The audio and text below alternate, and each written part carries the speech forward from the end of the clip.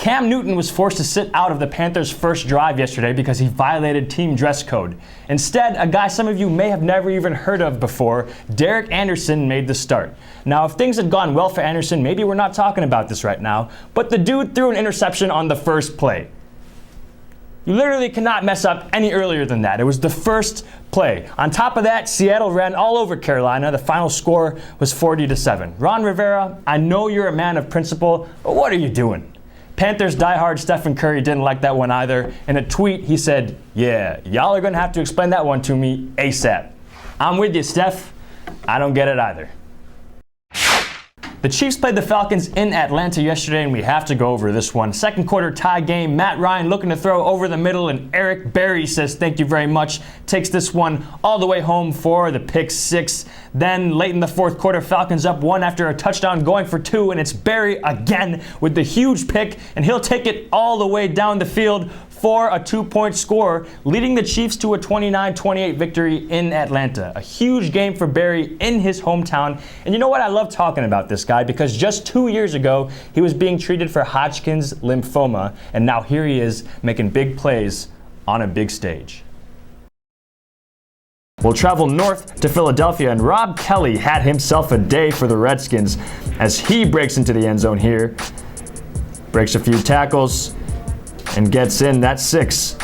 In the third quarter, Kirk Cousins looking for somewhere to go, and he'll throw it up for Deshaun Jackson, who makes a spectacular catch there and trots right into the end zone against his former team. That's got to feel good. Later in the third, it's going to be Cousins again, and he's going to look for Pierre Garçon in the end zone for 6, and the Redskins take a 21-13 lead. We go to the fourth quarter. Cousins looking for Jackson, but Leotis McKelvin, don't mind if I do, he'll take this one home for the pick 6. Eagles back in the game.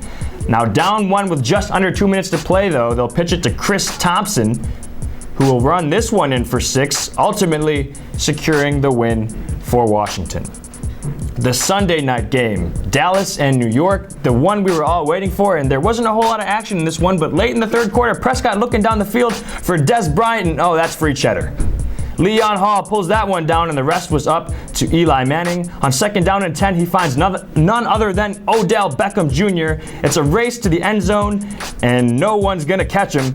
That would be enough to secure the win for the G-Men. This Saturday, they'll make the trip to Evanston to face off against the Wildcats of Northwestern. Now, I would call up Michael Wilbon if I could, but this is a low-budget show, so I got the next best guy. For more on Wildcats men's basketball, here's high school reporter and Wildcats expert Alex Gall. Alex, how are you doing today? I'm doing great, RJ. Great to be here and great to cover this great game coming up here tomorrow. Now, your Wildcats, they're 5-2 on the season. They're coming off a good win against Wake Forest, a good Wake Forest team. What has been the key to their success so far this season? Well, yeah, as you said, and it's got to be Bryant McIntosh, the junior guard. He's had a fantastic campaign for Northwestern this season. He's really took steps forward. He can hurt you in a variety of ways. He's been in a shooting slump as of late, but in the second half of that game versus Wake Forest, he went 10 of 10 shooting, 2 from 2 from behind the arc, and got 20 points that second half to lead Northwestern to a 65-58 victory. And that's just been one of the keys for Northwestern all season. Well, and McIntosh, you said, is a junior, right? So had time to develop. Is he really the source of that leadership for that team, or is there anybody else who can kind of contribute in terms of the morale and leadership on that team? Well, I think definitely he's taken a step up this year because they had 2 really good seniors last year in Alex Ola and Trey Demps, who both graduated last year. I think they were mentoring him to some extent for the last 2 years, but this year he's really taken that step forward to being one of the leaders on that team. Well, it's good to see young guys kind of work their way through the system from freshman, sophomore, now he's a junior, to kind of take a bigger role in that team. Now, I know the Wildcats, they are 5-2, but they have some key injuries that might affect this game on Saturday. Tell me a little bit more about that. Yeah, well, definitely in that game versus Wake Forest on Monday, a sophomore center, Derek Pardon, got injured in that game. He will be out for the rest of non-conference play. He was averaging 6.9 points per game and 7 rebounds. Definitely a big loss for Northwestern coming up. Of course, they've been dealing with injuries for the last 2 seasons. Vic Law, their leading scorer this year, with 16.1 points per game this season, is back. He's had a great campaign this year, but it did hurt him that they didn't have him last year. And of course, freshman forward Rapolis Ivanauskas is out for the entire season with a shoulder injury. So some tough breaks there for the Wildcats. Now, the game Saturday, 6 p.m. in Evanston, the Blue Demons and the Wildcats. What do the Blue Demons need to do if they want to come into Evanston and get a quality win against a good Big Ten team? Well, RJ, you said it. These are not your typical Northwestern Wildcats. This is a team that can hurt you in a variety of different ways. We talked about McIntosh, his ability to break down the defense by driving, scoring from the outside. They've got a variety of different weapons. Scotty Lindsey is a guy who will make a big impact tomorrow night, as well as Vic Law and, of course, Bryant McIntosh. They'll be without Derek Parton, of course, but the Blue Demons, if they want to win this game, they're going to have to get in the paint, have to get gritty with Northwestern. They're going to have to beat that defense, and they go back and forth from a 2-3 zone to man-to-man defense. So trying to change up that look, and it's something Chris Collins likes to do, and I'm sure DePaul will be preparing for that.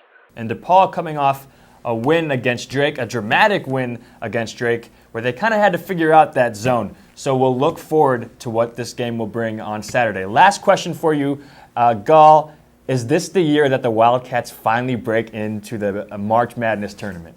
Well, I would I would actually like to see him make it next year. They have the best chance to make it next year. They're going to have a great recruiting class coming up. They're going to get Rapolas Ivanauskas back. You're going to have a senior Brian McIntosh who's even more mature than he is right now. I think they have a chance to turn some heads this season. I think they're going to make the NIT. I think they're going to make some noise in the Big Ten tournament. They almost beat Michigan last year in the Big Ten tournament. Probably would have put them in the NIT last year if they had beat them in overtime, but they didn't. I think they get into the NIT this year, and I think next year is the year for the Northwestern Wildcats. All right, so next year.